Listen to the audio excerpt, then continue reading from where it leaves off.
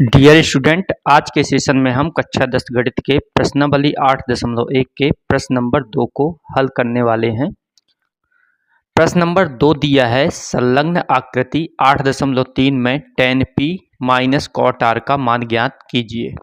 हमारे पास ये प्रश्न है और उसके साथ एक आकृति है। इसमें एक त्रिभुज दिया हुआ है PQR, जिसमें Q समकोण है। PQ की वैल्यू 12 सेंटीमीटर दी हुई है और QR का मान हमें ज्ञात करना है, जबकि PR की वैल्यू 13 सेंटीमीटर दी हुई है। तो चलिए देखते हैं इस सवाल को हम कैसे हल करेंगे। सबसे पहले जो भी दिया है उसको हम लिख लेते हैं यहाँ पर। तो दिया है त्रिभुज PQR में कोण Q 90 डिग्री यानी कि समकोण है, यानी कि राइट एंगल है। इसको ऐसे लिख सकते हैं, समकोण। और PQ बराबर 12 सेंटीमीटर है। PR बराबर 13 सेंटीमीटर है और हमें यहाँ पे QR ज्ञात करना है। इससे पहले के सेशन में हमने पढ़ा है कि समकोण त्रिभुज की अगर तीसरी भुजा ज्ञात करनी है तो उसके लिए पाइथागोरस प्रमेय का प्रयोग करते हैं। तो यहाँ पर हम तीसरी भुजा यानी कि QR को ज्ञात करने के लिए पाइथागोरस प्रमेय का प्रयोग करेंगे। यहाँ पर लिखेंगे पाइथागोरस प्रमेय से। पाइथागोरस प्रमेय क्या होती है? कर्ण का वर्ग बराबर लंब का वर्ग प्लस आधार का वर्ग, यानी कि हाइपोटेनस ये है। हाइपोटेनस का स्क्वायर बराबर लंब यानी परपेंडिकुलर का स्क्वायर प्लस बेस का स्क्वायर यानी आधार का स्क्वायर। इस प्रकार से इसे हम लिखेंगे। अब इसमें सभी का मान रखते हैं। कर्ण क्या है? हमारे पास PR है, PR का वर्ग। और लंब क्या है? लंब है हमारे पास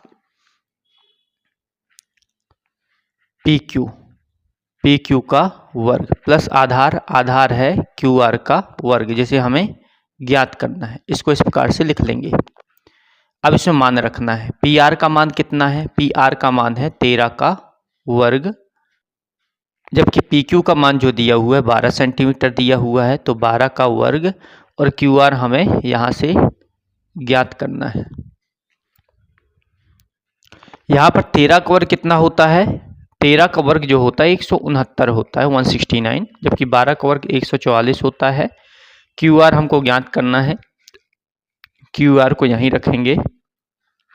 अब QR का मान निकालना है, तो QR को हमने फिक्स किया, ये अपनी जगह है। 144 का पंचांतरण करेंगे, ये 169 से घट जाएगा, तो लिखेंगे 169 माइनस 144। घटाने पर आया, 9 में से 4 घटा तो 5 आया, 6 में से 4 घटा तो 2 आया, 25। QR का वर्ग बराबर आएगा 25।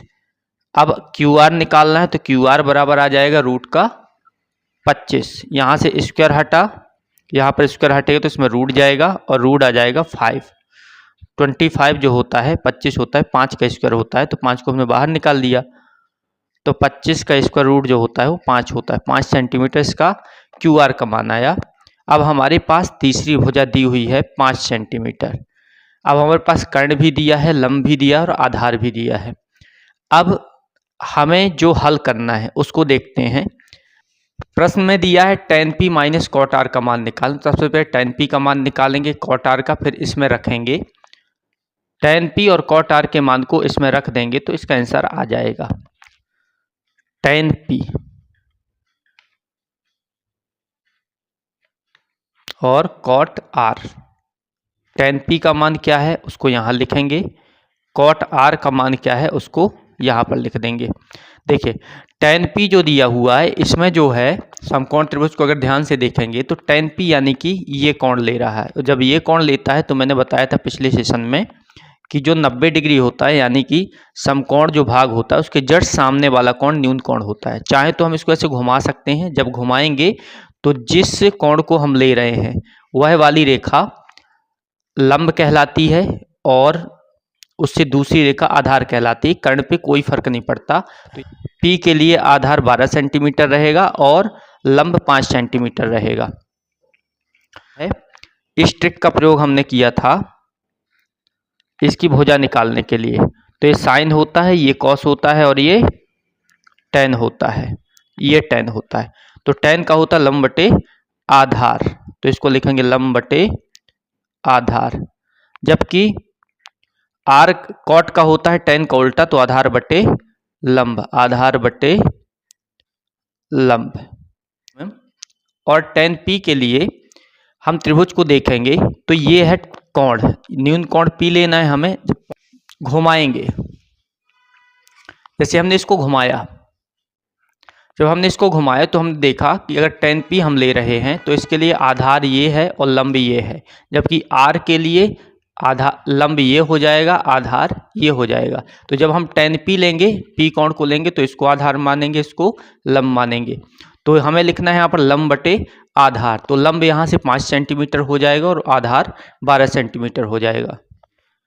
तो लंब हो गया 5 सेंटीमीटर और आधार हो गया 12 सेंटीमीटर। इस प्रकार से कॉट आर के लिए अगर ले रहे हैं तो सीधे सीधे आर ले रहे हैं और इसके लिए लंब ये है, आधार ये है।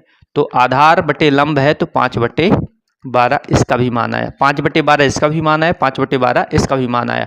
अब हमारे पास जो प्रश्न था वो था tan p minus cot r का मान ज्ञात कीजिए। हमारे पास जो प्रश्न था वो था tan p minus cot r ज्ञात करना। तो tan p का मान हमने निकाल लिया है, 5/12 है, और कॉट आर का मान भी 5/12 है। 5/12 से 5/12 घटेगा तो आएगा 0। इसका राइट आंसर 0 हो जाएगा। आई होप आज का सेशन आपको समझ में आया होगा। मिलते हैं नेक्स्ट सेशन में, तब तक के लिए जय हिंद, जय भारत।